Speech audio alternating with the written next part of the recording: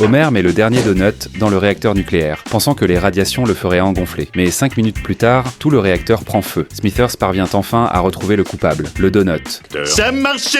Burns est furieux, mais Homer se défend en disant que c'est son premier jour de travail. Smithers réplique que Homer travaille là depuis 8 ans. Homer cherche malgré tout une excuse, mais Burns, hors de lui, le licencie sur le champ. De retour à la maison, Homer tombe par hasard sur une publicité pour la marine de réserve à la télévision. Seulement 8 jours de travail par mois et une assurance vie très élevée. Il se précipite immédiatement au bureau de recrutement pour s'inscrire. Cependant, la vie dans la marine n'est pas facile. Ah, mes cheveux, c'est ma personnalité!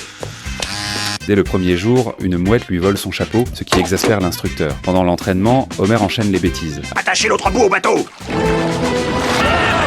Après 5 mois de formation intensive, les recrues rejoignent officiellement la marine de réserve et se préparent à participer à un exercice combiné terre-mer-air. Grâce à ses années d'expérience dans une centrale nucléaire, Homer est affecté à un sous-marin nucléaire. Lors du dîner, le capitaine demande à Homer quelles sont ses motivations principales pour avoir rejoint l'armée. J'arrive pas à l'atteindre. Oh, vous n'êtes pas le seul. Puis, il l'interroge sur ce qu'il considère être la meilleure manière de préserver la paix. Un couteau. Exactement. À ses réponses, le capitaine acquiesce. Soudain, un subordonné signale un blocage dans le compartiment des torpilles, nécessitant l'inspection du commandant en personne. Avant de partir, le capitaine confie la responsabilité du sous-marin à Homer. Au même moment, le radar détecte un ennemi et les subordonnés pressent Homer de prendre une décision. Homer demande alors ce que ferait le capitaine à sa place. Interdiction de lancer les torpilles! Lancez les torpilles!